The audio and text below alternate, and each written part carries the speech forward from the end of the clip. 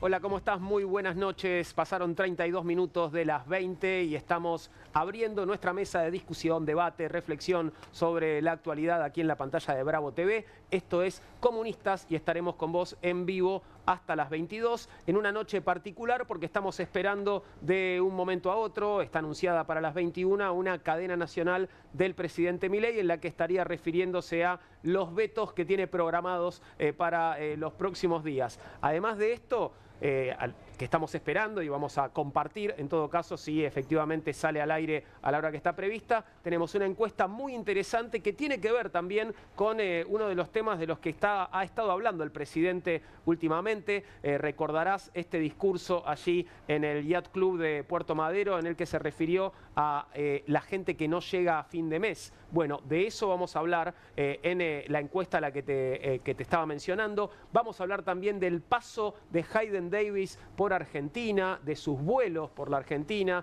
de sus visitas a distintas provincias antes del lanzamiento de la criptomoneda Libra. Y vamos a hablar también de la diplomacia paralela del gobierno de Javier Milei y de las aspiraciones de Donald Trump para conseguir su premio Nobel de la Paz. Tal vez lleguemos a hablar de todo esto, tal vez no, depende de la cadena nacional. Voy a saludar a los camaradas que me acompañan esta noche. Hoy empiezo por la izquierda saludando a Cristian Castillo, diputado nacional. Bienvenido, Cristian, ¿cómo va? ¿Qué tal, Juan? ¿Cómo estás? Muy bien, ¿vos? Muy bien, muy bien. Bueno, ahora te voy a preguntar porque sé que manejan información en la mesa sobre la cadena que se viene en un ratito, pero saludo a Sergio Zabalza antes. ¿Cómo estás, Sergio? ¿Qué tal, Juan? ¿Qué tal, camaradas? Bueno, esperando el mensaje del presidente de la Nación. Uno quisiera escuchar que el presidente de la Nación ha recapacitado y que va a cambiar su política económica de manera de poder asistir a los vulnerables y servir al pueblo que lo eligió. Lamentablemente todo indica que va a ser lo contrario, es decir, una sarta de mentiras disfrazadas de números y ecuaciones económicas. Estás spoileando la cadena, te pido por favor. Apoyadas en un fundamentalismo. Cuando la economía se transforma en un fundamentalismo, se olvida de que tiene que servir al bienestar de la gente si se trata de una democracia. Esto es el gobierno de Javier Milei, una dictadura de mercado, y hoy vamos a escuchar todos sus fundamentos respecto de por qué quiere imponer una dictadura del mercado, un ajuste que está destrozando la salud y la salud mental de los argentinos. Saludo a Cecilia Deglin-Ochenti, politóloga, periodista de perfil, que viene con temas muy interesantes esta noche. ¿Cómo estás, Ceci? ¿Todo bien? Hola, Juan. Muy bien. Acá también expectante de la cadena nacional del presidente, y también creo que los organismos de crédito internacionales van a estar expectantes. ¿Ah, sí? Lo sumo un poco porque la gobernabilidad es un tema que preocupa y los manejos y desmanejos del presidente respecto a lo que hace el Congreso y la necesidad, ¿no?, del consenso político que requieren estos acreedores va a ser un tema también. Pero no están de vacaciones ya los amigos del Fondo Monetario, ¿decís que lo van a estar mirando igual? No sé si lo van a estar mirando, pero sí lo van a estar siguiendo de cerca cómo sigue la rosca en el Congreso, porque Javier Milei sabemos que puede vetar decretos, pero necesita del consenso político para que los acreedores le sigan girando la plata que necesita. Veremos qué sucede esta noche y en los próximos días. Saludo a Gustavo Córdoba, director de Suban Córdoba y Asociados, analista político, especialista en comunicación electoral. Bienvenido, Gustavo, ¿cómo estás? Camarada Juan, muchas gracias por la invitación. Gracias a vos por haber venido. Bueno, vamos a desarrollar el estudio que llevó adelante Suban Córdoba en minutos, nada más nos metemos con eso. Con placer. Y saludo también finalmente a Patricia Urón, es candidata a senadora por la primera sección de la provincia de Buenos Aires. Bienvenida, Patricia, ¿cómo estás? ¿Qué tal, Juan? Buenas noches a todos los presentes. Bien, ¿qué saben sobre la cadena que se viene dentro de un ratito? Me contaban fuera de aire, ya está grabada, ¿no? En principio. Sí, con el equipo económico, lo grabaron creo que a las 5 de la tarde. Casa de Gobierno. Sí, lo que no se sabe es cuántas versiones hay, porque viste que tienen ahí un tema, un problema con algunas palabras, algunos giros, algunos cierres. Pero bueno... Hubo más de una toma, decís. Yo creo que sí, inevitablemente. Lo que no creo que haya sorpresas. Eventualmente habrá que ver si la incontinencia verbal del presidente en este momento le juega un mal momento a los proyectos de su gobierno, ¿no? Yo creo que esta cadena es una reacción directa y concreta a lo que hicieron en el Congreso Nacional los diputados, donde salió 2-0 el partido político que se jugaron en la sesión del otro día, ¿no? Efectivamente. ¿Qué sabes de eso, Cristian, de lo que se viene? No, igual que Gustavo, que está grabada y que estaba el equipo económico. Y coincido también, el gobierno sufrió un golpe importante en el Congreso, sobre todo en lo que más presionó, que fueron la media sanción de la nulidad a los decretos de Sturzenegger, que trabajaron toda la sesión para dejarla sin quórum, hicieron de todo. Había ahí funcionarios de jefatura de gabinete, del Ministerio del Interior, tratando de llevarse diputados y diputadas, se llevaron algunos. Pero no lo suficientes. No lo suficientes, el quórum se sostuvo. En un momento los que queríamos que se mantenga el quórum casi le hacemos tacle a algunos, pero se mantuvo y se logró votar nulidad de decretos que los sectores implicados venían movilizándose y reclamando, por ejemplo, Vialidad Nacional, el INTI, el INTA, ¿no? Sus trabajadoras y trabajadores se reunieron con todos los bloques hablándolo.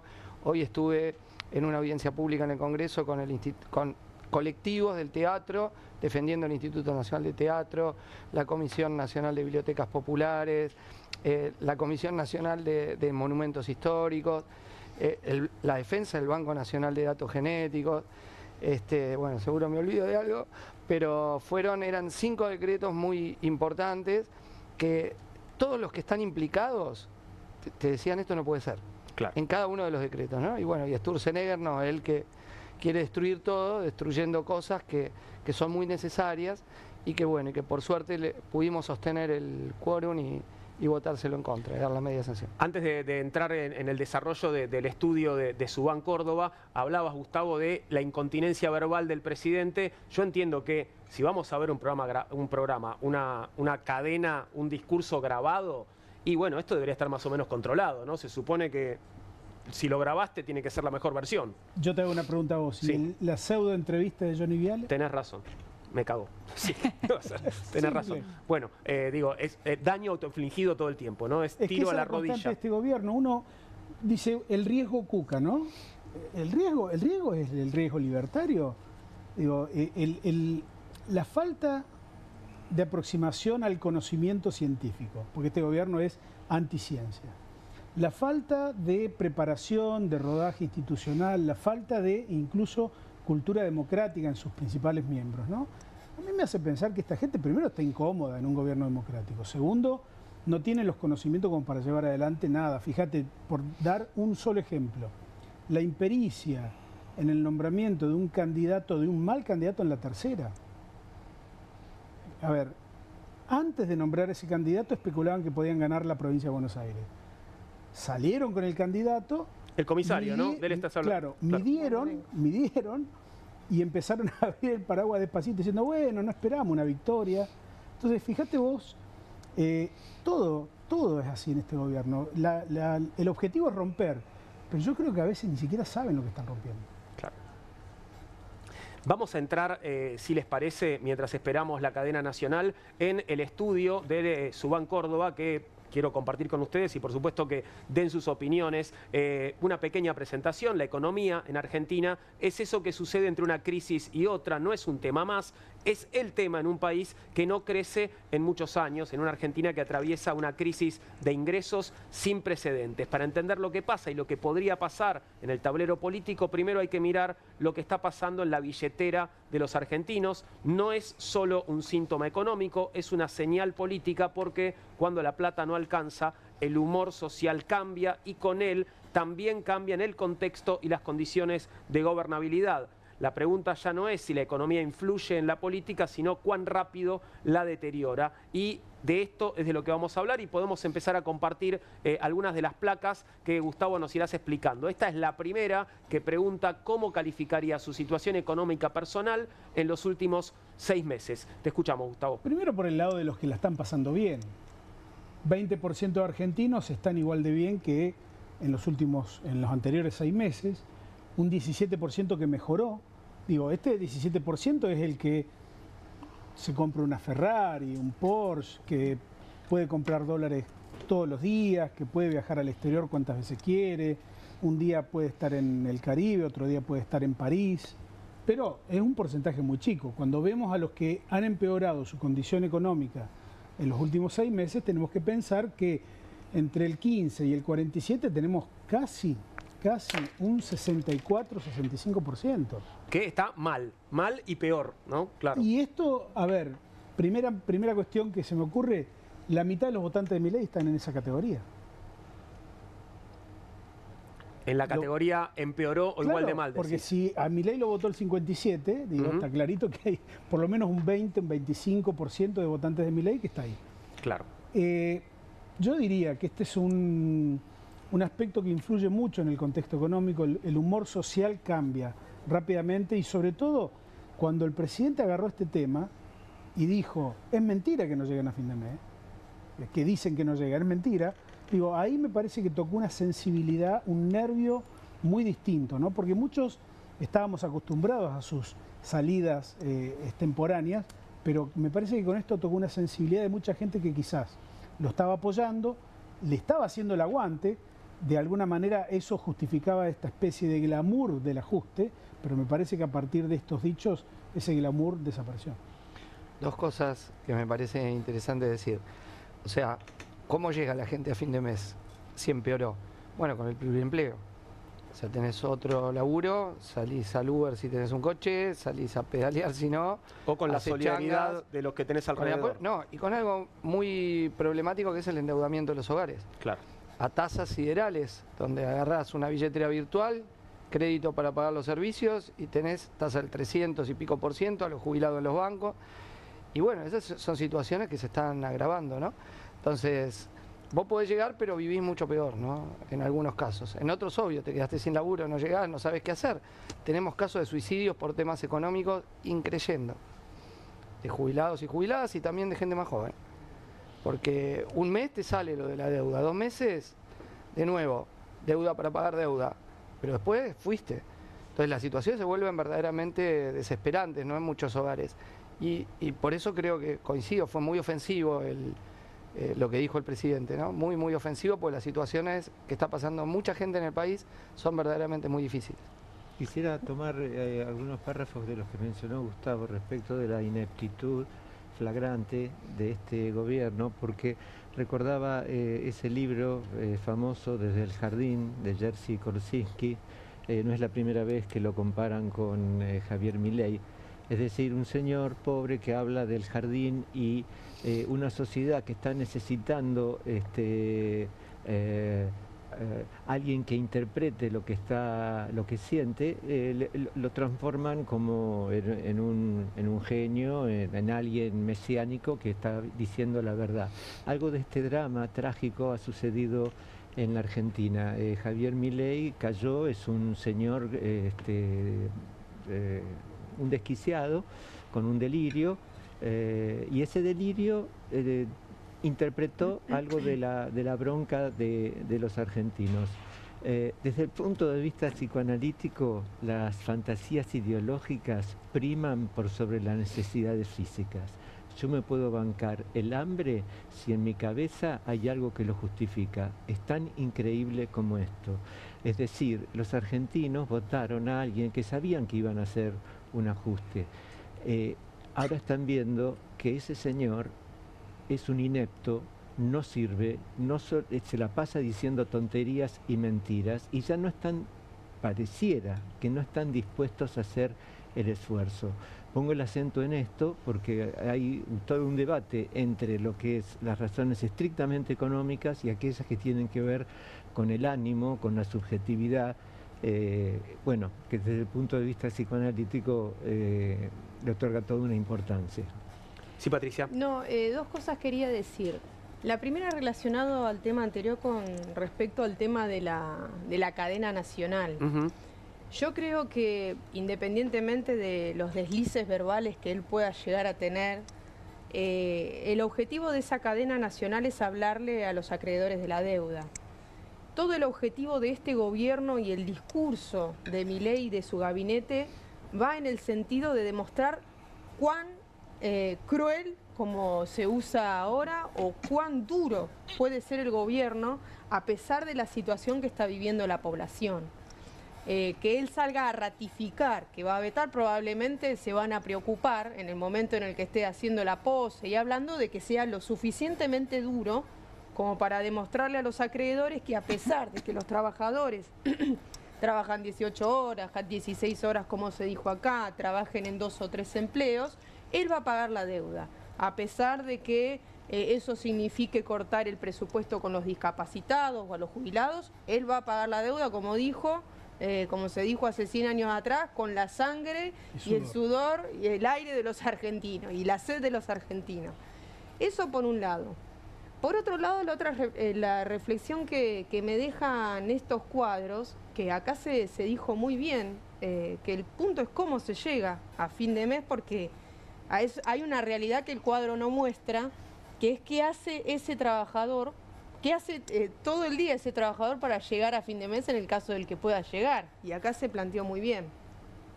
Lo que a mí me preocupa es lo siguiente, ¿qué hacen las direcciones sindicales frente a este cuadro de situación? Porque la política del gobierno ya la conocemos y no va a cambiar. Se va a mantener así y va a morir de pie, como se dice. Ahora, la pregunta es qué hacen las centrales sindicales. Y para mí el cuadro más gráfico fue la foto de la CGT ayer pidiéndole a San Cayetano que esto cambie. Cuando ella es la dirección que tiene que proponer una transformación. Ellos tampoco no lo van a hacer. Es en clave del gobierno, ¿no? De tintes mesiánicos, bueno, le pedimos a San Cayetano. A San Cayetano lo que nosotros somos incapaces de ofrecer como dirección de la central sindical. Nosotros ayer decíamos, lo que no se logre con la lucha no se va a lograr con la sotana.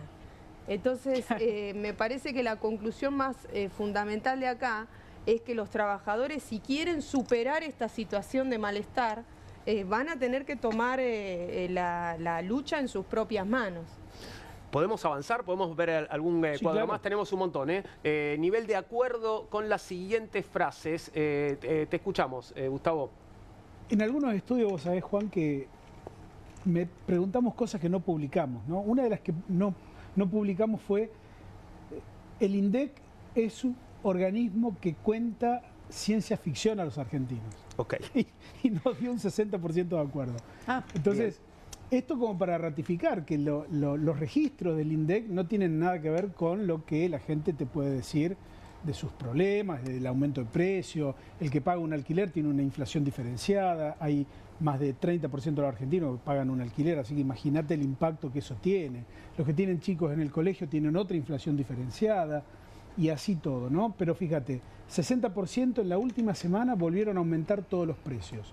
Sentí también en las últimas semanas que no hay plan económico, apenas el 40% de ese, yo te diría, lo tomamos como una referencia de apoyo político al gobierno, ¿no? Claro. Es decir, el gobierno tiene un bloque compacto, uniforme de 35 o 40 puntos, que después cuando hablemos un segundo de lo electoral vamos a volver a ese porcentaje. En la Argentina hay inflación en dólares, que esto es un tema del cual nadie habla. Si yo te hablo de mi empresa, que yo 2 años atrás yo con $1000 pagaba 3 sueldos. Hoy con $1000 nos pago 1. Entonces, ¿qué pasó en el medio? Bueno, perdón, Milei te diría que los sueldos aumentaron en dólares. Claro, volaron. Claro. Entonces, hay ahí un punto en el cual... fíjate, el 50% está de acuerdo con esta idea, y eso que no todos los argentinos compran dólares, porque cuando vos ves la estadística de los que realmente van a comprar dólares, aún aquellos que compran muy poquitos dólares para un ahorro, no sobrepasan el 15 o el 20% de los argentinos. Entonces, ahí te das una dimensión de ciertos claros oscuros de la narrativa oficial, ¿no? A ver, sigamos avanzando. Salvo me detienen ustedes cuando quieran hacer algún comentario, pero me interesa porque tenemos muchas placas y es realmente muy rica la encuesta, el estudio. Nivel de acuerdo con las siguientes frases. Acá tenemos más y acá está el foco puesto en llegar a fin de mes. Fíjate, ahí esto es una engaña pichanga, porque preguntamos lo mismo, pero de 2 maneras distintas. Claro. ¿No? Cada vez me cuesta llegar a fin de mes más, 63, y llego sin problema a fin de mes, el 63 dijo que no. Claro, o sea que no cayeron en la trampa, están respondiendo de la misma manera. O realmente están llegando mal a fin de mes, una gran mayoría. Y es una mayoría importante, estamos arriba del 60% que está teniendo problemas para llegar a fin de mes. A ver, la siguiente, por favor. Seguimos en el mismo tema, aquí estamos, bueno, dividiendo por edades, es interesante esto también. El dato acá es estudiar el segmento juvenil, ¿no? Fíjense cómo la tendencia en los jóvenes es absolutamente contraria a lo que vemos en el resto de las franjas etarias que hemos dividido el estudio, ¿no? Fíjese, de 31 a 45, de 46 a 60 y más de 60, comparten una mirada, digamos, de me cuesta mucho llegar a fin de mes. Cuanto más grande sos en términos de edad, más te cuesta. Esto está claro porque la casta de los jubilados es la que ha soportado el ajuste. Claro. Ahora, veamos en los jóvenes. Un empate prácticamente. Un 45% de los jóvenes está de acuerdo, pero un 43% está en desacuerdo. Es decir, hay un montón de instancias, no solamente esta de llegar o no a fin de mes. Nosotros lo vemos cuando preguntamos el apoyo al gobierno, cuando preguntamos el acuerdo o el desacuerdo con alguna medida puntual. En el segmento juvenil y sobre todo en los varones hay una correlación directa entre tener menos de 30 años, ser varón y apoyar al gobierno Milei, o votar, ¿no?, a los candidatos de Milei. Mientras que las mujeres, hay también una clarísima correlación de género de ser anti-Milei. Y ese es otro de los aspectos también importantes. Sí, esto explica la exacerbación fálica que predomina en el discurso libertario. El Gordodán, los libervirgos, los incels, hablan de todo el resentimiento masculino frente al crecimiento de los feminismos.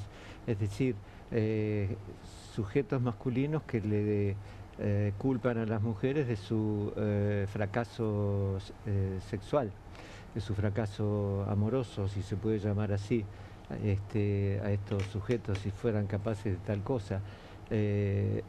Toda la monserga de Javier Milei, bueno, es misógina de manera explícita y además utiliza palabras soeces, figuras, si se puede decir, retóricas perversas, niños envaselinados y demás. Es toda una exacerbación fálica perversa que tiene que ver precisamente con esto, con un segmento joven masculino muy resentido.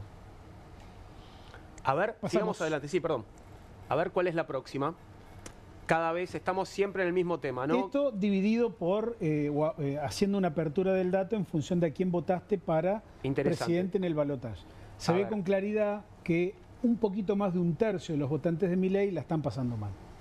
Después hay un montón de votantes de Milei que están en desacuerdo. Yo diría ahí, es como que adoptan una postura políticamente correcta, ¿no? Como que dicen, bueno, yo me siento parte de este proyecto, ideológicamente estoy ahí y no voy a reconocer que lo estoy pasando mal. Claro, todavía experimento dificultades económicas, pero banco políticamente este gobierno, entonces me lo como, digamos, me como mi malestar.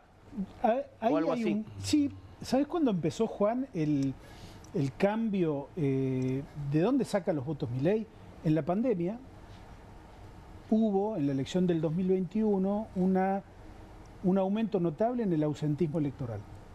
Obviamente todos dijimos pandemia, ¿no?, por las limitaciones de la pandemia, pero los efectos son mucho más duraderos y tienen mucho más que ver con la pérdida de identidad de un gran grupo de votantes que antes votaban al peronismo y que en la pandemia se sintieron desatendidos, no contenidos. Y esos fueron los que votaron en toda la Argentina en la primera vuelta a Javier Milei.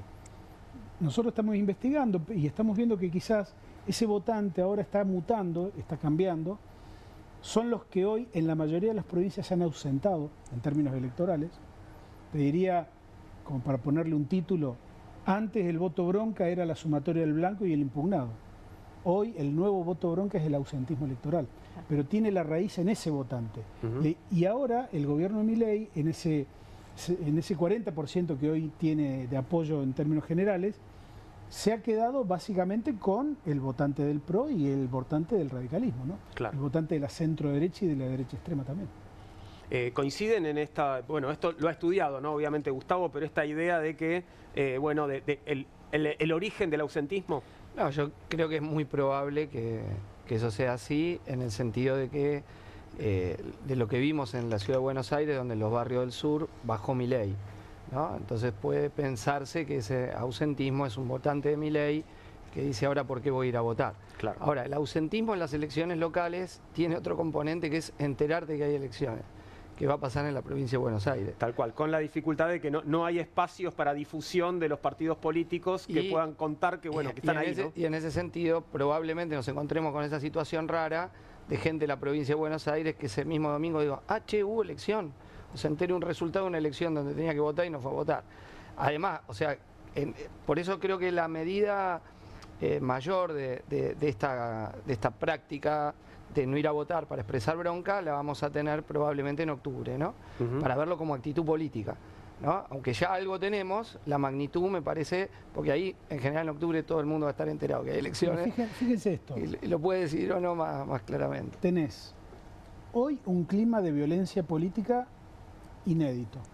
Hemos tenido situaciones en la historia complejas, pero como en esta situación de la agresión permanente, no solamente al que piensa distinto, al periodismo, a todo el mundo, ¿no? Una cosa, tenés una recesión económica extraordinaria, inédita, que ha pegado en todas las economías regionales. ¿Qué le cambia la vida a la gente esta elección?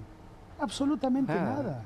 Entonces yo me pongo del lado de la gente y digo, no es que justifico que no vayan a votar, pero digo, ¿cuáles son los incentivos que el votante promedio tiene en la Argentina para concurrir y salir masivamente a votar? Si la única vida que cambia es la del que resulta electo.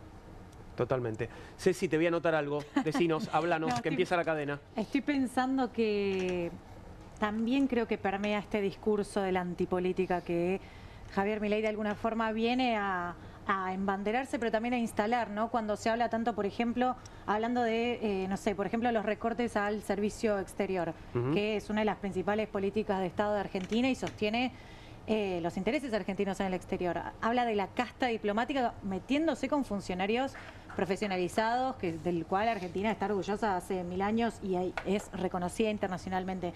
Tiene que ver con este discurso de la antipolítica, como si no fuese necesario invertir en eso, ¿no? Entra en esta lógica de motosierra, que la motosierra, digamos, que arrasa con todo, y creo que se suma un poquito a estos otros discursos, ¿no? Meter esta idea de, si la política no es necesaria y le sumamos el descontento social por la economía y ciertos dirigentes que no caen muy bien, quizás hace al caldo de cultivo. De esta manera, este neoliberalismo, anarcoliberalismo, estaría consiguiendo uno de sus objetivos principales, que es el voto calificado. Si votan solamente aquellos que están relativamente bien y aquellos que son vulnerables, que desechados, excluidos, ni siquiera votan. Me interesó mucho lo que decía Cristian Castillo respecto de la ignorancia. Es decir, no ya una actitud política de quien dice yo no voto porque esta casta política o lo que fuere. No, no me entero de que hay que votar. No me entero de que hay que votar. De lo que me estoy enterando en este momento, camaradas, es de que está por comenzar la cadena nacional, así que por eso los interrumpo. Interrumpimos el desarrollo del estudio de Subán Córdoba porque de un momento a otro estaríamos ya frente a la cadena nacional del presidente Milei, según me han adelantado con su equipo económico. Y ahí viene, Masterclass. A ver si es una Masterclass. Ahí la vemos.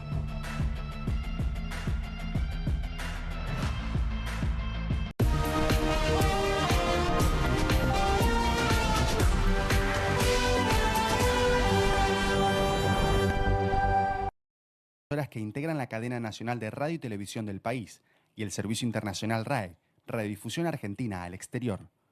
Escucharemos a continuación las palabras del señor presidente de la Nación, doctor Javier Milei. Buenas noches a todos. Queridos argentinos, como todos saben, esta gestión asumió la presidencia de la Nación con un mandato económico claro: terminar con la inflación y generar las condiciones para que la Argentina crezca de forma sostenida en el tiempo. Como les dije hace algunos meses, cuando anunciamos la salida del cepo cambiario, nosotros vinimos a arreglar la economía de raíz, sin atajos ni gradualismo, y la única manera de lograr este objetivo es a través del orden fiscal, el orden monetario y el orden cambiario. Luego de 1 año y medio de esfuerzos, nuestro programa empezó a arrojar sus primeros resultados. La inflación se ha desplomado, pasando de una tasa interanual del 300% cuando asumimos a una tasa interanual del 25% y va camino a desaparecer para mitad del año que viene. Sacamos de la pobreza a más de 12 millones de personas, de los cuales más de 2,5 millones son jóvenes. Y la indigencia pasó del 20,2% al 7,3%, es decir, que cerca de 6 millones de personas que no les alcanzaban para comer, hoy comen. Y además, los salarios privados le vienen ganando sistemáticamente la inflación desde el mes de abril del año pasado. Estos son algunos de nuestros primeros resultados, pero ello no quiere decir que todos los problemas que hemos heredado ya estén resueltos, porque no se puede arreglar en 2 años lo que se destruyó en casi un siglo. Por eso, antes de generarle falsas ilusiones a los argentinos, nosotros optamos por ser francos en decirles cuán duro sería el camino y ser firmes a la hora de recorrerlo, entendiendo que nada valioso en la vida ocurre de la noche a la mañana. Hoy quiero comenzar por agradecerles una vez más por apoyarnos en el rumbo que hemos trazado y pedirles que no se dejen engañar por los que ya llevaron al país al pozo del que estamos intentando salir. En el último mes hemos presenciado un nuevo espectáculo lamentable en la política argentina. El Congreso de la Nación impulsó un conjunto de leyes dirigidas a destruir el superávit fiscal que tantos esfuerzos nos ha costado a todos los argentinos y que es la piedra angular para lo que la recuperación económica sea sostenible en el tiempo y se transforme en crecimiento genuino. Usando causas nobles como excusas, promulgan leyes que irremediablemente llevan a la quiebra nacional. Los proyectos aprobados por el Congreso, si los sumamos todos, que incluye reinstalar la moratoria previsional, aumentar el salario de docente y las prestaciones por discapacidad, entre otros, representan un gasto anualizado de prácticamente 2,5% del PBI. Esto implicaría un aumento del gasto público equivalente a una YPF por año, o dicho de otra manera, implicaría un endeudamiento adicional de más de 300.000 millones de dólares o un incremento de la deuda del Estado Nacional de 70%. Parece una pretensión noble, pero cuando no hay plata no se trata más que un engaño demagógico de parte de la política, que toma a los ciudadanos como idiotas. Pero lamentablemente esto no se trata de que los jubilados, los docentes o los discapacitados tengan mejores ingresos. Esto se trata de poder. Esto se trata de una clase política que hace 2 años perdió el poder y van a hacer cualquier cosa con tal de recuperarlo, sin importar si ello implica destruir la estabilidad que tanto nos ha costado conseguir. Para mí sería fácil acompañar cualquier iniciativa del Congreso, aumentar el gasto y desentenderme de las consecuencias futuras, como hicieron los presidentes anteriores. Incluso sería beneficioso políticamente, porque muchos votantes tendrían más dinero en el bolsillo en los meses previos a las elecciones nacionales. Pero mi tarea como presidente no es hacer lo que me conviene a mí en términos de poder, sino que mi tarea es asegurar el bienestar presente y futuro de los 47 millones de argentinos. No vine acá a buscar atajos, sino a dar vuelta a la página de nuestra decadente historia. Mi tarea no es parecer bueno, es hacer el bien, incluso si el costo es que digan que soy cruel, y rectificar una hipotética injusticia presente, pero al costo de rifar nuestro futuro una vez más, es lisa y llanamente hacer el mal. Pero primero es importante explicar por qué aumentar el gasto público es un acto destructivo. Cuando un Estado gasta más de lo que recauda y no puede endeudarse o subir impuestos, recurre a la emisión monetaria para financiar sus gastos. Esto no es otra cosa que agregar dinero inventado de la masa de dinero existente en la economía, lo cual produce inflación. De aquí que la inflación es siempre y en todo lugar un fenómeno monetario causado por el exceso de oferta de dinero, ya sea por un aumento de la oferta, por una caída de la demanda o las dos a la vez, lo cual lleva a la pérdida del poder adquisitivo del dinero, esto es, una suba del nivel de precios. O sea, si la inflación no estuviera directamente ligada a la cantidad de dinero de una economía, podríamos felizmente imprimir billetes para todos y abolir la pobreza por ley. La dura realidad es que emitir dinero no crea riqueza, sino que la destruye, porque le quita valor al dinero que ya estaba en circulación, el dinero que está en el bolsillo de cada uno de los argentinos. ¿Por qué? Porque la cantidad de bienes y servicios que ese dinero puede comprar sigue siendo la misma, lo que hace que haya más pesos por cada bien y servicio disponible. A este robo le damos el nombre de inflación. Quienes hayan vivido hiperinflaciones saben bien que tener más billetes no significa poder comprar más cosas. De esta forma, se le roba poder de compra a los sectores más vulnerables que no pueden defenderse de este atropello. Lo que vuelve a este fenómeno tan difícil de identificar y tan atractivo para los políticos es que opera con un rezago de 18 a 24 meses, disociando las causas de su efecto. En línea con esto, nosotros fijamos la cantidad de dinero hace un año, lo que hará que para el año que viene la inflación desaparezca por completo. Lo que también vuelve tan tentadora a la inflación es que al no ser distribuida igualmente a lo largo y a lo ancho de la sociedad, genera desigualdades en favor de la política. Es decir, como el Banco Central no le deposita el dinero emitido a cada uno de los argentinos directamente en sus bolsillos y por ende no se le deprecian los pesos a todos por igual y quienes emiten el dinero pueden gastarlo antes de que los precios se vean afectados por el fenómeno inflacionario. Es decir, quien reparte, como siempre ocurre con la política, se queda con la mejor parte. Esto se conoce como el efecto Hume-Cantillon.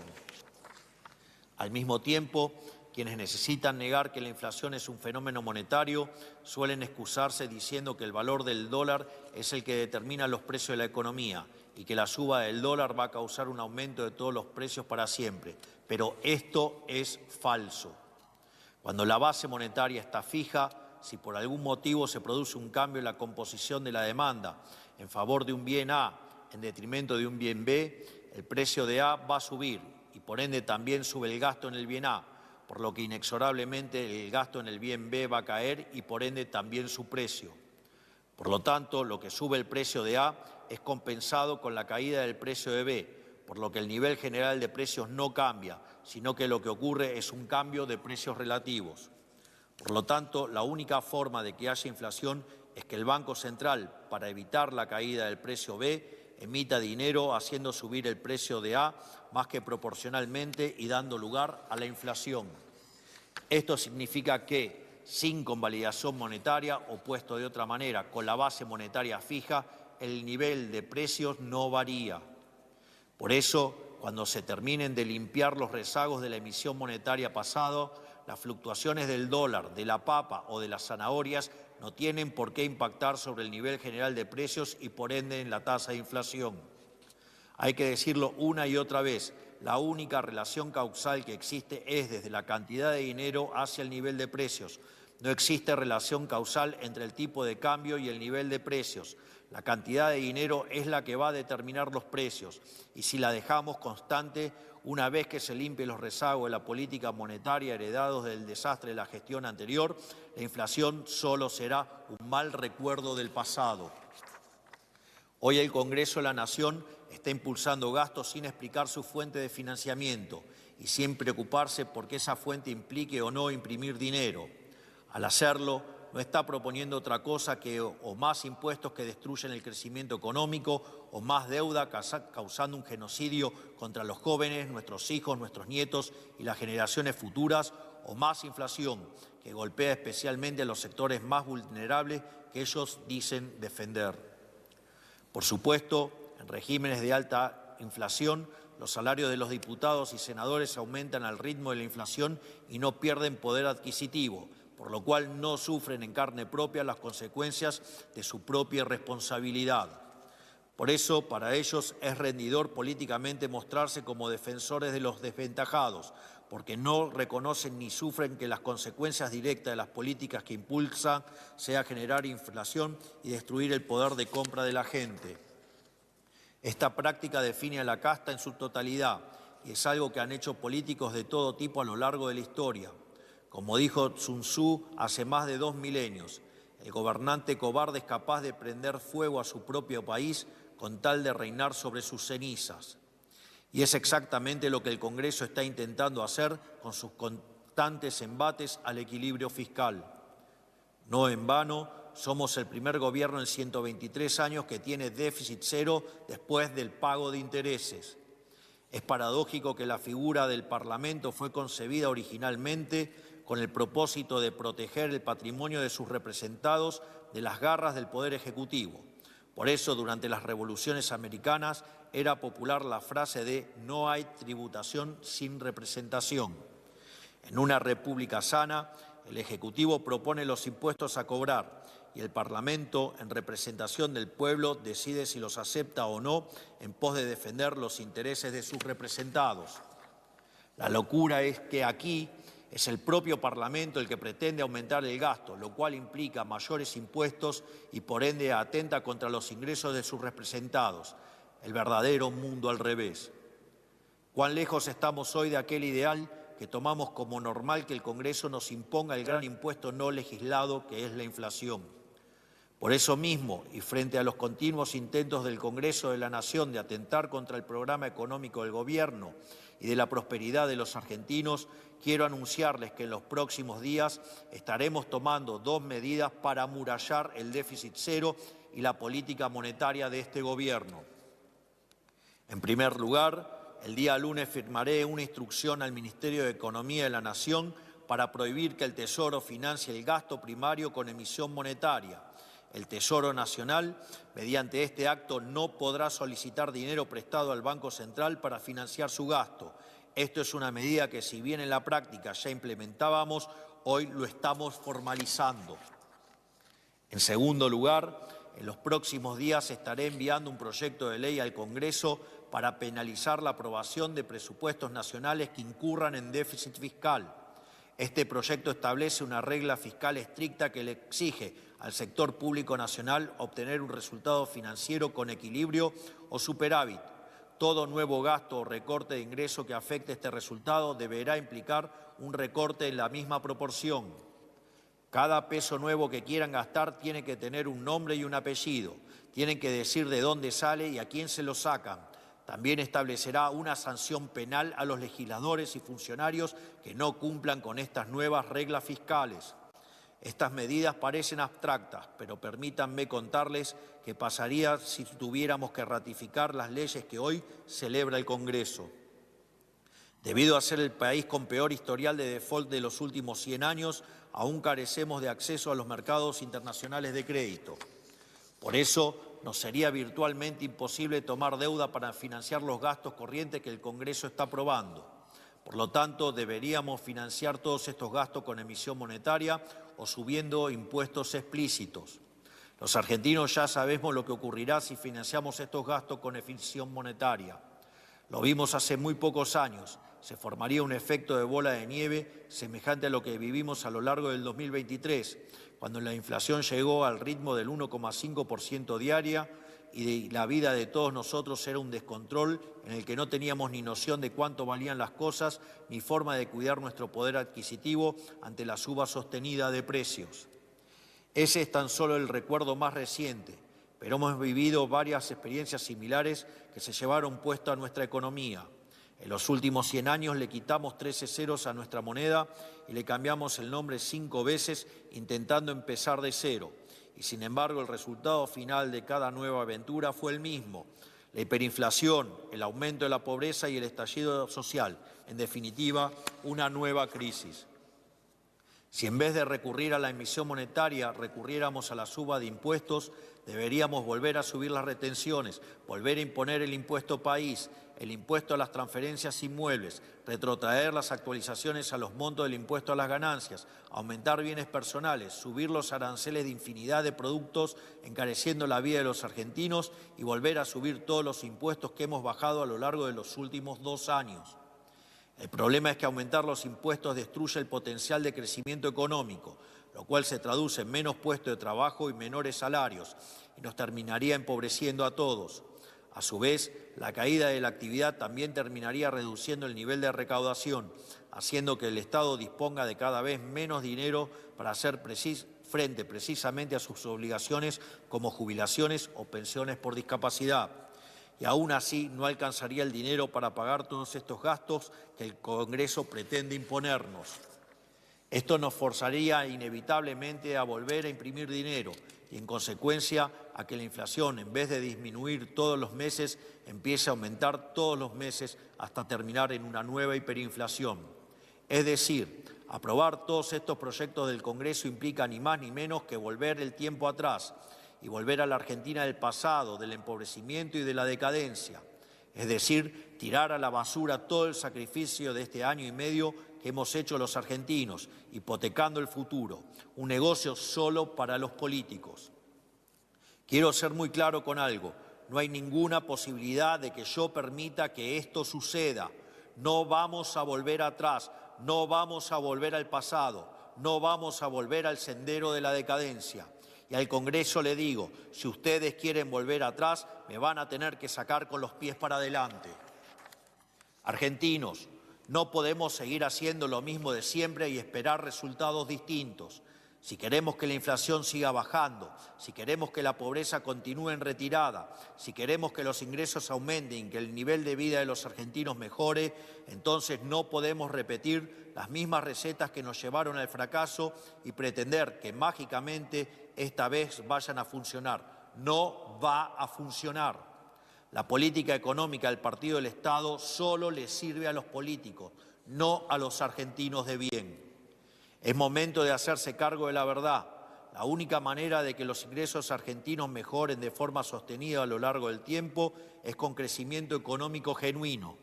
Y la única manera de crecer es con orden fiscal y monetario.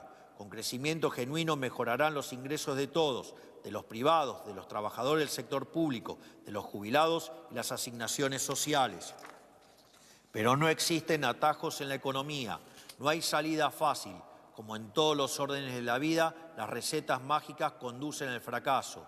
Si aumentar el gasto público fuera una solución, seríamos el país más próspero no solo del mundo, sino de la galaxia entera. Por todo esto, sepan que solo hay dos caminos posibles. Uno es el que ofrecemos nosotros, un camino distinto por el que la Argentina no ha transitado prácticamente nunca en su historia. Es el camino del crecimiento económico genuino. Este camino solo es posible custodiando celosamente el superávit fiscal y los derechos de propiedad, que permitan que aparezca el ahorro que financie la inversión para el crecimiento.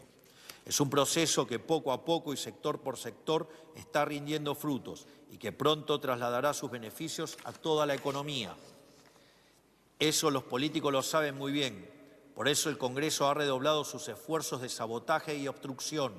Por eso quieren quebrar la economía y arrastrándonos de nuevo al abismo. Son conscientes de que cada paso que damos hacia adelante los aleja más de recuperar el poder y sus privilegios. Saben que cuando la Argentina despegue definitivamente, ellos se convertirán en nada más que un mal recuerdo de la historia. Una vez que los argentinos aprendamos que se puede vivir mejor, habremos roto el lazo enfermizo que nos mantenía sometidos a gobiernos demagogos y populistas. Y no hay nada que les genere más terror que saber que no los necesitamos y que deberán ganarse la vida honestamente en el sector privado. El otro camino es uno que conocemos bien, porque el que venimos transitando como país hace un siglo, el camino predilecto de la política, el camino de la ilusión monetaria y la servidumbre estatal. Es el camino que propone este Congreso, que nos quiere convencer de que imprimiendo dinero y regalarlo funciona. Según ellos, se puede imprimir la riqueza. Pero ya vimos hace no tanto tiempo que ese sendero lleva directamente al colapso, porque no es más que un robo y un espejismo. Hemos transitado ya ese camino y nos llevó directo a la más terrible de las pobrezas, nos llevó a la destrucción de nuestro futuro y en el pasado reciente nos dejó al borde de una hiperinflación que con un enorme sacrificio hemos logrado evitar. Creo que he dejado muy en claro la elección ante la cual hoy nos enfrentamos como país. Tenemos que elegir entre la responsabilidad o el realismo mágico, entre hacer lo correcto aunque implique tener paciencia o tomar el atajo e inevitablemente volver a chocar. Los primeros 2 años de nuestro gobierno se pueden explicar bajo una vieja paradoja lógica. ¿Qué pasaría si una fuerza imparable se choca con un objeto inamovible? La fuerza imparable es nuestra determinación por cambiar el rumbo económico, implementando un programa que no se hizo nunca antes en la historia argentina. El objeto inamovible es la adicción de la política al gasto público sin respaldo, que les da rédito inmediato a ellos, pero que destruye el futuro de todos los argentinos. Cada una de las sesiones que se han visto en el Congreso a lo largo de los últimos 6 meses ha sido una expresión del choque entre esta fuerza imparable y aquel objeto inamovible. Y hoy estamos a las puertas de la resolución de este conflicto. Por suerte, para todos los argentinos, las próximas elecciones de octubre van a dirimir esta paradoja de una vez por todas y se podrá elegir un nuevo Congreso que nos permita avanzar a mayor velocidad con los cambios que el país necesita. Son ustedes los que van a definir quién resiste más, la fuerza imparable del cambio o el objeto inamovible. No hay terceras vías en esta encrucijada, no hay soluciones mágicas. Hoy toca hacernos cargos del peso del pasado para garantizarle a las futuras generaciones un mejor porvenir. Esa es la tarea básica de un gobierno patriota.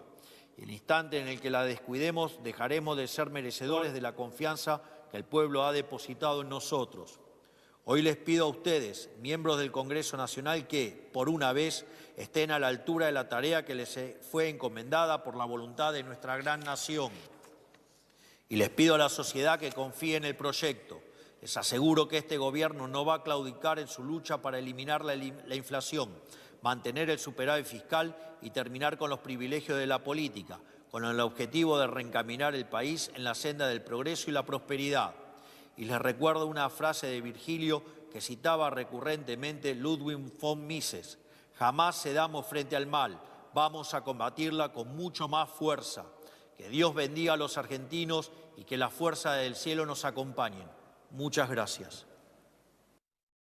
Conforme a lo establecido por el artículo 75 de la Ley 26.522 de Servicios de Comunicación Audiovisual, transmitieron hasta aquí LRA Radio Nacional, LS82 TV Canal 7, la televisión pública, junto a todas las emisoras que integran la cadena nacional de radio y televisión del país, y el Servicio Internacional RAE, Radiodifusión Argentina al Exterior.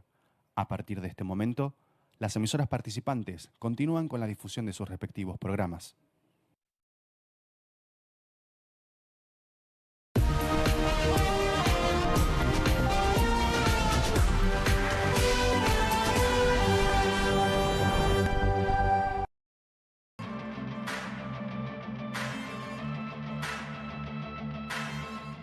Efectivamente, ahí lo tenía, al presidente rodeado de su equipo económico, un discurso de un poco más de 20 minutos, 22 minutos aproximadamente para esta cadena nacional, en la que el presidente le habló a los integrantes del Congreso. Así que voy a pedirle a un integrante del Congreso que sea el primero en hacer su primera reflexión, comentario sobre la cadena nacional. Se lo voy a pedir a todos, por supuesto, pero a vos te hablaba, Cristian. Mira, tantas mentiras con las que dijo, no sé, no nos va a alcanzar 2 o 3 programas para desmentirlo.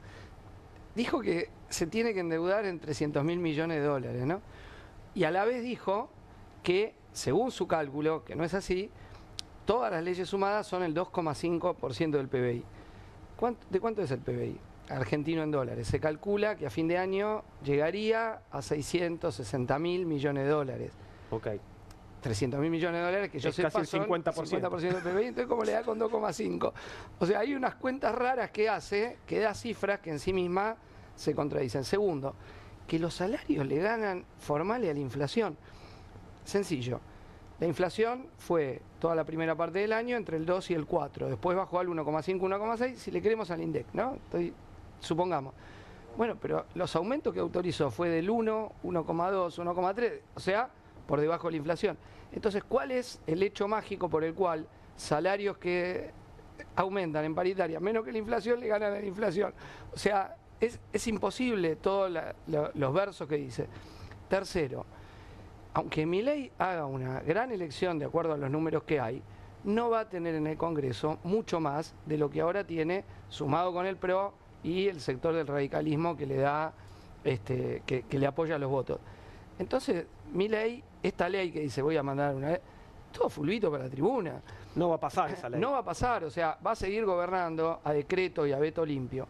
Y además, él, digamos, lo que se anula de los decretos, no lo puede vetar. Claro. O sea, no lo puede vetar. Y hay, obviamente, un juego peculiar ahora que es lo que pasa con los vetos. Porque otro dato que no dimos de la sesión del miércoles es que la ley del Garrahan, por ejemplo, tuvo más de 2 tercios. Y la ley universitaria estuvo a un voto de los 2 tercios. Entonces, que revertir el veto de esa ley... Le va a costar muchísimo. O sea, puede darse la reversión. Sostener el veto le va a costar mucho a Milei y seguro gasto público. Y en la última gran mentira, que tiene que ver con el eje del discurso del equilibrio fiscal, a ver, él toma medidas que alteran su equilibrio fiscal. solo que ahí no dice que va a ir preso. Por ejemplo, la baja de las retenciones, Claro. 1.600 millones de dólares. Entonces, él de un día para el otro aumentó el gasto del Estado en 1.600 millones de dólares que deja de recaudar. Y ahí no pasa nada. O sea, para él solo es problemático cuando se trata de aumentar jubilaciones, de pagarle al Garrahan, que no es nada. O sea, el costo de la ley del Garrahan no existe, no vale la pena hacer el cálculo porque no existe. Te digo, bueno, la suba de jubilación, pero el costo del Garrahan no tiene sentido desde el punto de vista de una medición de equilibrio fiscal, es simplemente que quiere que los médicos ganen salario de hambre, con la perversidad de que los capacita el sector público y se los llevan después al negocio privado. Entonces, todo lo que ha dicho es una construcción absolutamente mentirosa que simplemente lo usa para tratar de hacer campaña electoral, fidelizar ese sector que él tiene y listo. No demos más a esta cadena que ha sido eso. Como acá se decía, hablándole un poco a los mercados para decir, me voy a mantener firme y que vote Congreso, lo que sea, porque efectivamente probablemente vaya a tener malas noticias de votaciones en el Congreso en las semanas que vienen. Quiero escucharlos a todos igual. Sergio. Agrego algo más a la sarta de mentiras.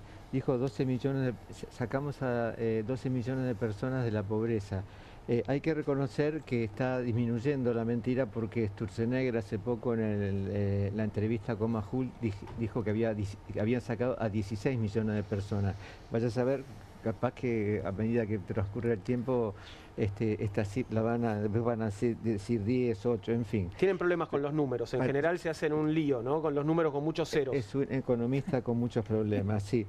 Hay algo que no sé si lo entendieron de la misma manera, pero mencionó que iba a sancionar o que iba a intervenir con una ley penal para los legisladores y funcionarios. Funcionarios que no cumplan. Esto es la dictadura. Esto es la dictadura. Es decir, yo, el Supremo, digo lo que tiene que hacer un legislador. Esto es la dictadura explícita. Esto es la dictadura explícita del mentiroso más exitoso de la historia de la República Argentina hasta el día de hoy. Este señor, es increíble la cantidad de infamias, mentiras y estupideces que dice. Y una cosita más, una cuestión que siempre presto atención a las palabras. Mencionó la palabra genocidio.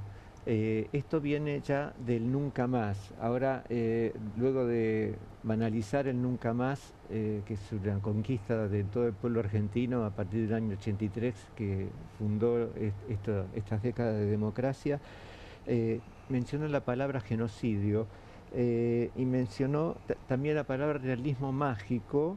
Es decir, palabras que están siempre en el campo nacional, popular, en todo aquello que hace a la cultura, que esta gente coopta para darles un sentido exactamente inverso. Es la maniobra que hace el perverso, distorsionar para crear en la gente perplejidad.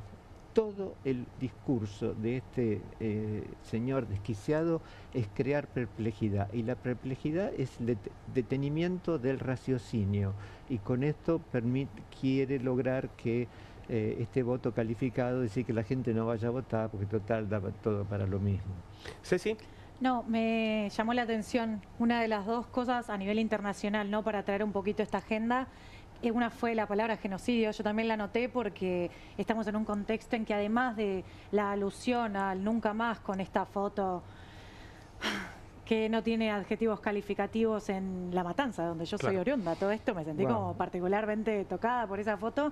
También estamos hablando de que a nivel internacional la palabra genocidio se está usando recurrentemente por la campaña de Israel en la Franja de Gaza, y no es un dato menor considerando el alineamiento del gobierno, que no tiene ningún tipo de justificación de interés nacional, sino simplemente una afinidad ideológica del presidente. Me parece que es interesante en términos de lo que es toda la construcción ideológica del gobierno, no solo a nivel local, sino internacional, y entra un poco también el tema de los organismos de crédito, que hablábamos un poco, Juan, esto de que el presidente de alguna forma, además de hablarle a la sociedad en clave electoral, le está hablando al exterior y está diciendo un poco, bueno, esto se va a mantener por mano dura o no de estas maneras, y no es casual que haya hecho alusión a lo que fue el grito de la independencia de Estados Unidos, que es la famosa frase, ¿no? No taxation without representation.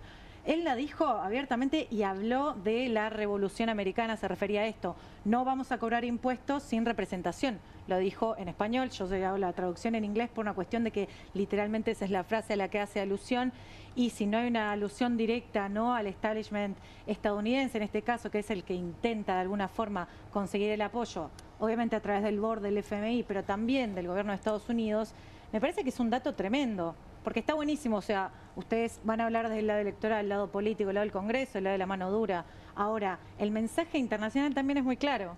Yo, la verdad que a mí me sorprendió que haya hecho alusión a esta frase que es conocidísima para cualquiera que conoce la historia regional, ¿no? ¿Gustavo? Estaba pensando si pasa el detector de mentiras este gobierno. Serio problema, pero me quedo con dos cosas. La primera, ¿qué pasa si pierde las elecciones? Hablemos de riesgo Milei, riesgo Claro. libertario. Una puertita que, como decías más temprano, ya abrieron en la provincia de Buenos Aires, ¿no? Por un lado. Exacto. Ojo que a lo mejor no ganamos. Mirá, yo te puedo decir, de la investigación que hemos hecho en estos días, que ha abarcado desde paisajes con nieve a paisajes con tierra colorada y de todo lo que vos te puedes imaginar en la Argentina, estamos viendo una tendencia que no sé si es... Hay algunos colegas que les gusta hablar de que el país se va a pintar de violeta. Completamente violeta. He escuchado a dos o tres que han sido muy específicos con esa idea. Lo que nosotros estamos viendo es otra cosa. Vemos un país con mucha complejidad. Vemos un país en donde la marca, la Libertad Avanza, tiene un nivel de peso electoral que cuando uno la complementa con el nombre, el apellido y la foto del candidato, se produce una transformación, porque vamos a suponer los 30, 35 puntos que puede valer la marca, empieza a valer 20, 25 puntos. Es decir, tiene un notable descenso en cada provincia. No están encontrando las caras adecuadas, entonces. Yo te diría, el gobierno hace la hipótesis de que va a ser una elección posiblemente de 50 puntos. Nosotros estamos viendo un promedio hoy, si se mantienen iguales las condiciones económicas, entre 35 y 40 puntos. Es decir, bastante menos de lo que el gobierno está previendo. No obstante, es una gran elección para el gobierno, ¿sí? Un 50 es un batacazo. Puede ganar en la mayoría de las provincias. Ahora veamos qué pasa si la elección sale más pareja de todo lo que todo el mundo hoy está imaginando. El peronismo, con todas las dificultades que tiene, con Cristina presa, con las diferencias que hay en las tribus que componen el peronismo a lo largo y lo ancho de la Argentina, hace hoy un promedio de 35 o 36 puntos. Es decir, en principio podemos ver, sin conocer los candidatos en los principales distritos, que las fuerzas políticas se encaminan a una elección mucho más pareja de lo que todo el mundo está viendo. Primer dato. Eso es lo primero. En segundo lugar, este gobierno, tan afecto a los mercados, tan afecto... Uno puede decir que en el GPS del gobierno está la palabra política financiera, pero no política productiva, ¿no? Y en ese sentido, ¿qué pasa si al gobierno y a los candidatos del gobierno le toca perder en provincia de Buenos Aires, la de octubre, si les toca perder en Santa Fe, si les toca perder en Córdoba, si le toca perder en una cantidad de distritos? ¿Sabes por qué? Porque la mayoría de los gobernadores, que es cierto, han tenido una relación compleja y difícil con el gobierno desde el inicio, hay algo que conocen específicamente muy bien, que es el valor de contar con diputados y senadores propios. Claro.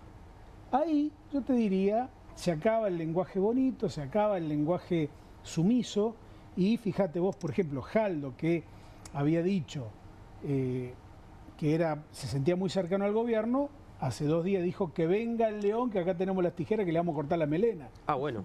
Digo, hay algún cambio, hay alguna metamorfosis sobre todo en el contexto electoral que vamos a vivir. Entonces yo digo, y planteo con mucha claridad, que nadie gana hasta que gane y nadie pierde hasta que pierde. Y el gobierno hace mal de adjudicarse un triunfo que todavía no tiene.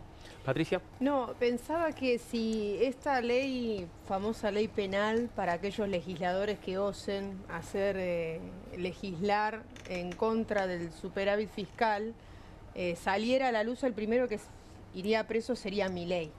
Porque la política que él está teniendo respecto del pago de la deuda no hace más que engordar el déficit fiscal. él dijo una mentira más, que es que tienen superávit incluso contando el pago de los intereses. Eso es totalmente mentira. El martes de la semana pasada el gobierno ofreció tasas de arriba del 60% para que los bonistas privados se queden con las deudas en pesos. Entonces el primero en abonar el camino del déficit fiscal y de tener que utilizar la maquinita es el mismo gobierno, porque esa deuda en algún momento se va a tener que pagar.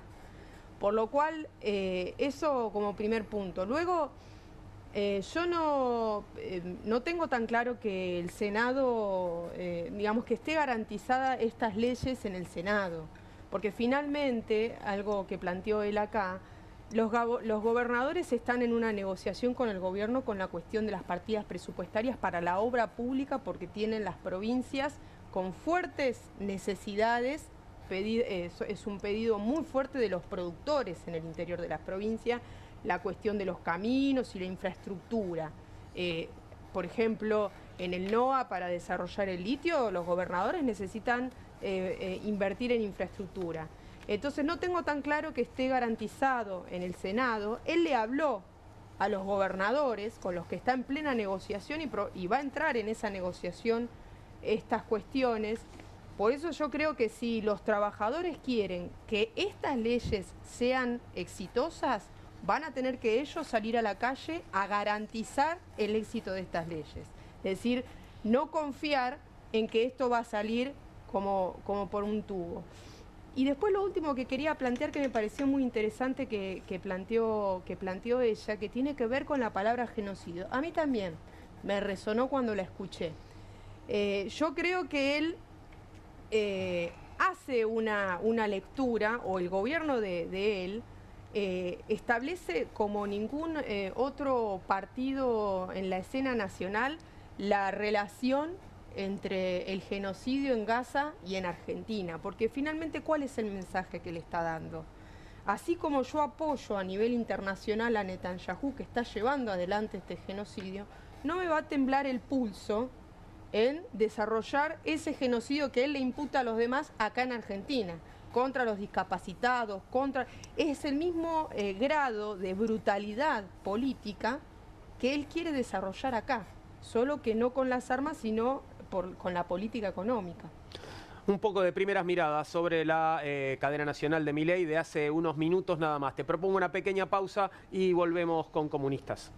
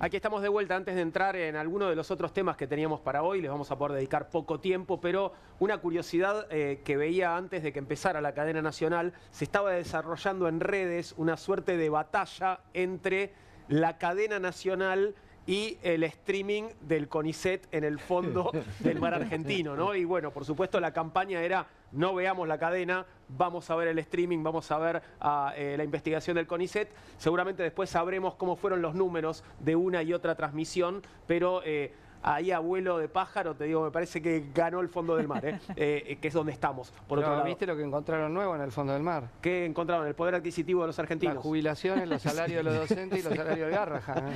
Y del Hermoso. CONICET también. Sí, chistes de Barcelona, en mi caso por lo menos lo había leído ahí. Bien, entramos un poco en el caso Libra. 3 meses antes del lanzamiento y colapso de la criptomoneda Libra, el empresario estadounidense Hayden Mark Davis recorrió 4 puntos de la Argentina como parte de una comitiva que evaluó inversiones en energía y en minería. Davis afirmó que quería desarrollar un banco de criptomonedas en la Argentina en asociación con el presidente Javier Milei. Esbozó ese plan y aludió a un proyecto de blockchain en el país, para el que incluso visitó oficinas en alquiler en los barrios porteños de Belgrano y Palermo. La gira de Davis por la ciudad de Buenos Aires, las provincias de Neuquén, donde visitó Vaca Muerta, Tierra del Fuego, Catamarca, Salta y Paraguay, ocurrió a mediados de noviembre pasado, para luego retornar a un hotel porteño. ¿Por qué volvió a un hotel porteño? Porque ingresó a continuación a la Casa Rosada bajo autorización de la secretaria general de la Presidencia, Karina Milei, el 21 de noviembre, es decir,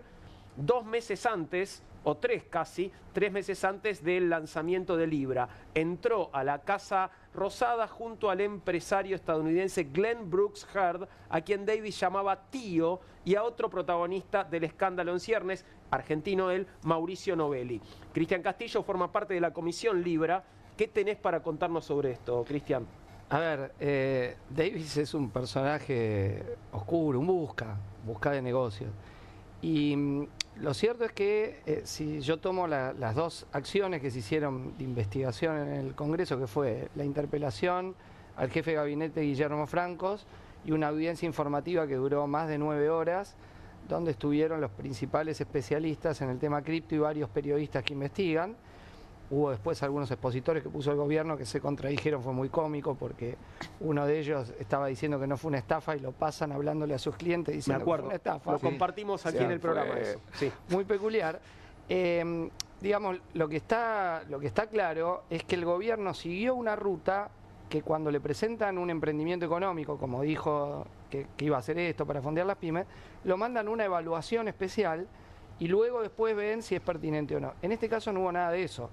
Entró Davis de la mano de Novelli y de otro personaje ahora que todos teníamos un nombre, que era Julián P., y que se sabe que no existe. Que no existe como Julián P., existe el tipo con otro nombre, o sea, puso un nombre trucho. Por eso había una investigación que era preguntarle a Migraciones por dónde entró Julián P.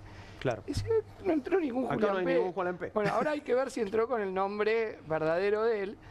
Que bueno, digo, para ver hasta lo trucho que es, ¿no? Porque Sí. con este nombre, Julián P., el tipo estuvo en La Rosada, la foto con Milei también, de la mano de Novelli. Él dijo que Novelli lo llama ese día para poner los tweets. Bueno, hay todo un intercambio. Y lo cierto es que todo lo que sabemos, que Milei estaba al tanto de esto, no podía no saberlo. O sea, sin él no hay estafa, sin un link que él pone en el posteo en X, que es donde empieza, donde todos nos enteramos, no hay estafa. Y ese link no lo puede tener si no se lo da Davis o alguno de Davis. Entonces, es evidente, eso ha quedado claro, pero no es lo que le preguntaron en las decenas de entrevistas que tuvo desde el mes de febrero, donde esto sale a la luz, hasta hoy. Todos los periodistas amigos que están no le dicen. Fueron siempre con lo mismo también las entrevistas, ¿no? Bueno, obvio, pero él dice, vos fíjate que hay 2 argumentos, no da muchos argumentos, él da 2 simplemente. Esto era público, ¿no?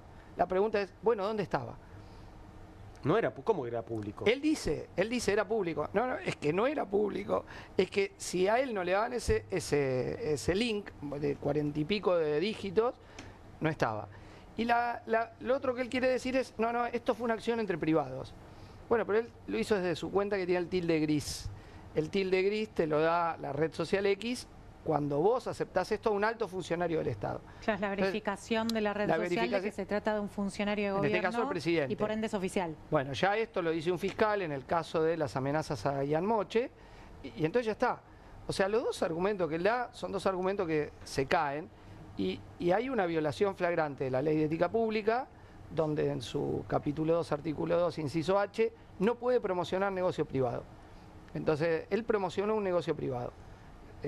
Ahora, vos lo que podés decir lo que se puede investigar, estaba al tanto de la maniobra de rug pull, la maniobra como se hace la estafa, que es inflar el valor de la criptomoneda y luego retirar liquidez para que caiga rápidamente y hacer la diferencia. ¿Estaba al tanto de eso? Es difícil que no esté, porque también hay, después de que Hayden Davis lo visita en La Rosada, transferencias. Claro. Enseguida, hace dos antes y después. Entonces, ahí también, todos, ¿dónde fueron? Fueron al entorno, ¿por qué justo las hace cuando va ahí? Bueno, entonces, yo creo que estamos en presencia de efectivamente de una estafa donde Milei está implicado claramente, y si no está todavía procesado es porque el fiscal Tayano está pisando el expediente, como virtualmente se dice, ¿no? Como vulgarmente se dice. ¿Tienen contacto con la investigación que se hace en Estados Unidos? ¿Cómo funciona? La investigación es bastante pública, porque lo que, por ejemplo, han presentado recientemente las querellas es un documento donde citan cosas de la investigación de acá y datos, y ahora lo nuevo es que la comisión estaba trabada y se va a tratar un proyecto el día martes en un plenario de comisiones para destrabar, en el sentido de romper un empate ficticio que creó el gobierno con Ardides, y bueno, y puede citarse lo que hay que citar, ¿no? Más allá que lo clave para mí es volver a llamar interpelación a Milei y a Karina Milei para que vayan al Congreso. Bueno, y den hasta ahora cuenta no han de ido, lo que hicieron. ¿no? No han ido. Se lo citó en la comisión, estuvieron citados, pero como no hay el poder de llamarlos bajo fuerza pública si se niegan, han dicho no vamos y listo, claro, hasta el momento. Bueno, tampoco lo ayudó mucho al presidente la ex canciller Diana Mondino en esta entrevista que le dio a Al Jazeera, ¿no? Bueno, refiriéndose al presidente como alguien no demasiado inteligente o tal vez corrupto. Lo que estamos compartiendo ahora en pantalla, y vas a ver enseguida, tiene que ver con la diplomacia, bueno, con la diplomacia del gobierno de Milei. Quedó afuera hace rato ya allí Diana Mondino, y estamos compartiendo tu nota, en realidad la tapa es tu nota, ¿no? Sí. La diplomacia paralela de Milei, polémica por la foto de Fátima Flores con el embajador de España. ¿Por qué es polémica esta foto y de qué hablamos cuando hablamos de diplomacia paralela? Sí, hablando, creo que se conecta con el caso de Libra. Vieron que el presidente recibe en Casa Rosada no solamente en este caso a Davis y sus gurúes del cripto, sino también sus gurúes económicos. Hemos visto, por ejemplo, a Jesús Huerta de Soto, ¿no? Este economista ultraliberal, pasando por Casa Rosada, y otros referentes que a él, digamos, lo inspiran a nivel económico. ¿Y por qué tiene que ver esto con la forma de hacer diplomacia, ¿no?, del presidente? ¿Y por qué está relacionado con la Embajada de España? Esta es la pregunta. Y se mezcla un poco con todos estos temas porque, a ver, en la Embajada de España recientemente fue noticia por esta foto que vemos en pantalla, que él es Wenceslao Bunge, que es el embajador en España, que viene a mostrarse con la exnovia del presidente. Recordemos que además volvió también a saltar a la escena pública porque Milei, a pesar de que no hay plata, va a viajar una vez más a Estados Unidos. El canciller dijo que va a ser más pronto que lejos, algunos hablan que va a ser ahora en agosto, y mismo que él va a ir al show que tiene Fátima Flores en Las Vegas, ¿no?, a principios de septiembre. Entonces, por eso digamos que esta foto que vemos en pantalla no cayó bien en Casa Rosada. Hablamos de Karina Milei, la hermana del presidente y secretaria general de Presidencia, que no tiene una muy buena relación con Fátima, y esta foto le molestó particularmente porque el embajador de España sube al canal oficial con esta foto con Fátima Flores en un contexto de rareza, porque la Embajada de España se empezó a tejer como una suerte de embajada paralela, o no embajada paralela, sino desde donde se tejen los hilos de Cancillería en función de este alineamiento ideológico de Javier Milei con Estados Unidos y con Israel, que dicho sea de paso es lo único que sabemos, ¿no?, de la política exterior. Y bueno, ¿por qué es importante hablar de política internacional, no? Bueno, Perón decía que la política real es la política internacional. Es cierto, porque como vimos hoy en la cadena nacional del presidente, hace referencia permanentemente, ¿no?, a otros países, en este caso Estados Unidos. Y en España en particular, esta figura quizás no es tan importante de manera directa o Wenceslao Bunge, sino quien opera detrás de la Embajada de España, que es una figura que se llama Alejandro Nimo. No sé si ustedes han escuchado hablar, bueno, tiene que ver con la rosca diplomática y por dónde se van tejiendo los hilos que después impactan en la política nacional. Este Alejandro Nimo, que bueno, surgió en el menemismo, después fue macrista, después fue albertista. Alberto, de hecho, fue quien O sea, viene lo desde los nombra. 90 jugando. Sí, él es de la cuna del peronismo de Avellaneda. Nada que ver con Guillermo Nimo, el árbitro, ¿te acordás, no? Chic, chic. No, nada que Ok. ver. Y tampoco es esta persona que vemos en pantalla, él es el actual embajador. Bueno, Alejandro Nimo opera como una suerte de embajador paralelo. Él, bueno, digamos que cuando gana Milei se hace mileísta. Y recientemente fue foco de una polémica porque salta a la luz un nombramiento de una española para un cargo argentino en la Embajada de España, que se llama Eva Carrasco, y él es, digamos que es una suerte de operador libertario en la embajada, y es por eso que se habla de esta diplomacia paralela, es decir, desde ese lugar se están tejiendo los hilos que después terminan decantando desde Casa Rosada hacia Cancillería, en lo que es una de las principales políticas de Estado de la Argentina, que es la política exterior, y que hoy está sufriendo fuertes recortes también. Bueno, Milei, hablabas de los viajes a Estados Unidos, tuvo también más de un viaje a España y muchos vínculos con la derecha española. No sé si señor Nimo estará jugando también en esa liga, ¿no? Tiene que ver con eso, sí. Bueno, este señor, que es un camaleón político, ¿no? Como describimos de alguna forma, es el que ahora está en contacto con todos los referentes económicos que sustentan el armado ideológico del presidente. Jesús Huerta de Soto es además el director del máster que este sujeto cursó, y que a todo esto a nosotros nos llegan también los audios de él diciendo que yo no tengo por qué no nombrar a esta persona en este cargo. Hablamos, son sueldos carísimos y que van un poco en contra de esta retórica del no hay plata. Del no hay plata, ¿no? Claro. Pero estamos viendo cómo de a poco se van filtrando algunas cositas de lo que es la Torre de Marfil, que es Cancillería, que directamente sale de Casa Rosada, pero a pesar de eso tiene un impacto directo en el bolsillo de todos, ¿no? No hay plata y ¿saben qué? No hay más tiempo. Lamentablemente se nos acabó la semana, se nos acabó el programa 101 de Comunistas en Bravo TV. Mañana hay que marchar contra el genocidio en Palestina. Vamos a estar desde Callao y Corrientes a Plaza de Mayo a las 15 horas. Creo el tema central de la política internacional y de todo, ¿no? Que no sigan matando niños, que no sigan utilizando el hambre como crimen. Mañana 15 horas. Desde Callao y Corrientes. Bien, gracias Cristian, gracias camaradas a todos por haber compartido la noche, fue un placer. Juan. Y los esperamos cuando gusten. Ahora hacemos una pequeña pausa y después estaré saludando a Pablo Caruso porque se viene QR a Bravo TV.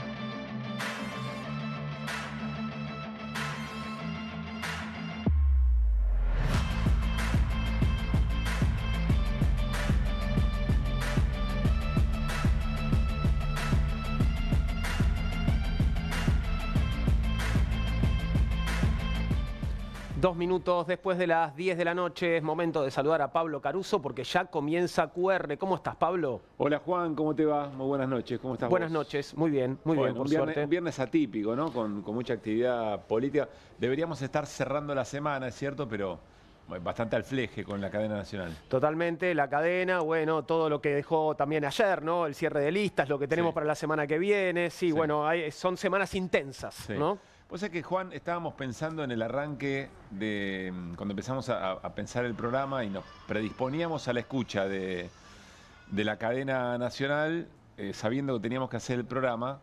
Y una pregunta es a quién le iba a hablar, ¿no? El presidente, insisto, un viernes por la noche, por cadena nacional, que es un instrumento que se utiliza en determinadas oportunidades. No sé si vos tenés una idea acabada de eso para intercambiar algo. Bueno, puedo comentarte un poco lo que me decían los comunistas aquí en la mesa y también lo que le escuché decir a Milei, ¿no? Porque Milei le habló a los legisladores. Explícitamente le habló al Congreso, siempre les habla, por supuesto, también a los argentinos de bien, como a él le gusta, pero también, entiendo, le habló a los mercados o, en todo caso, a los organismos internacionales financieros. Sí, a los mercados en el momento que dice, estoy dispuesto a todo con tal de sostener este plan económico, digamos, ¿no? Con tal de sostener el ajuste. No solamente en la calle me animo a que la gendarmería pase por arriba a personas con discapacidad, sino que además, si el Congreso no hace lo que le digo o hace algo que a mí no me gusta, estoy dispuesto me tienen que sacar con los pies para adelante. Hay un mensaje político ahí de mucha tensión, que seguramente tiene como destinatario también a quienes él espera que lo sigan confiando, ¿no? Sí, un intento de una demostración de firmeza, ¿no? y de fortaleza. Sí. Pero también con un montón de imprecisiones o de vaguedades o de números alocados, cuentas que no cierran por ningún lado y, según entiendo, también mentiras, ¿no? Bueno, ahora lo vamos a repasar. Mirá, estábamos justo charlando fuera del aire eso con Mariano Hamilton y Guido Bambini, porque la verdad que no hay novedad en ese sentido, ¿no? Milei tiene como una arquitectura numérica muy llamativa en términos de las cifras, de las estadísticas, si tiene superávit o no. No solo él, viste que es como una cosa medio de los libertarios, ¿no? Lo tenés a Expert también tirando números locos, no es tan raro. Y ahí el dilema, ¿no? Si detenernos en cada una de esas cifras y eso es entrar en algún tipo de juego, y al mismo tiempo no dejar pasar que esas cosas no son ciertas, son flagrantes mentiras o de mínima son dibujo, una creatividad una creatividad numérica muy llamativa. Pero me quedo en algo que dijiste recién, el intento de mostrar fortaleza, y también decíamos en la charla previa, después de una derrota del 0-12, digamos, en el Congreso, cadena nacional, viernes 9 de la noche, algo de debilidad también hay ahí. Sin duda, por eso digo demostrar fortaleza, ¿no? Pero, bueno, una fortaleza que me parece que no están teniendo, ¿no? Sí. Digo, hay cosas que están empezando a cambiar y que están empezando a moverse. Vamos a ver cuánto de eso termina plasmándose en las elecciones, ¿no? Sí, efectivamente. Quizá algo de humo también en los anuncios, porque en definitiva el anuncio más bravo que es, se prohíbe un presupuesto que no diga de dónde salen los recursos, pero se lo tiene que aprobar este Congreso, con lo cual eso es muy llamativo. Hay quizá un poco de exageración, insisto, un poco de humo.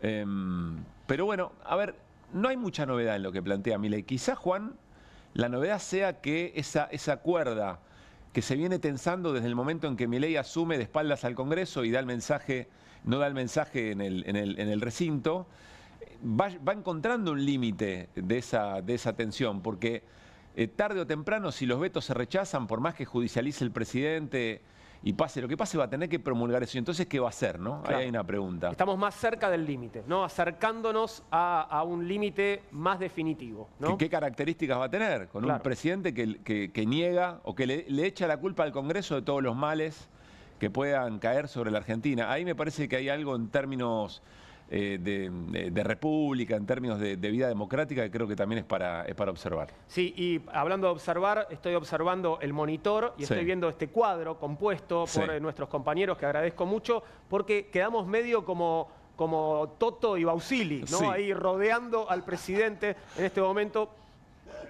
Así. Puede ser. ¿No? Claro, nosotros corroboramos que no somos muñecos de cera. No, o sea, por que supuesto. que Sí. respiramos, hablamos, gesticulamos. Del otro lado no se sabe qué. Es un poquito, es más fino, les quiero decir, Sí. integrantes del equipo económico, es más fino sentarse con las piernas cerradas y no con las manos en el medio, ¿no? Está bien. Me parece a mí. Me encantan esas cosas que observás. Viste que, bueno, una dama hablaría del mansplaining, creo que le dicen, Claro, ¿no? Viste, bueno, sí. no, cerra las piernas. Bueno, que tengas una buena noche, buen programa, Pablo. Gracias, Juan. Un gran abrazo y buen descanso. Un abrazo.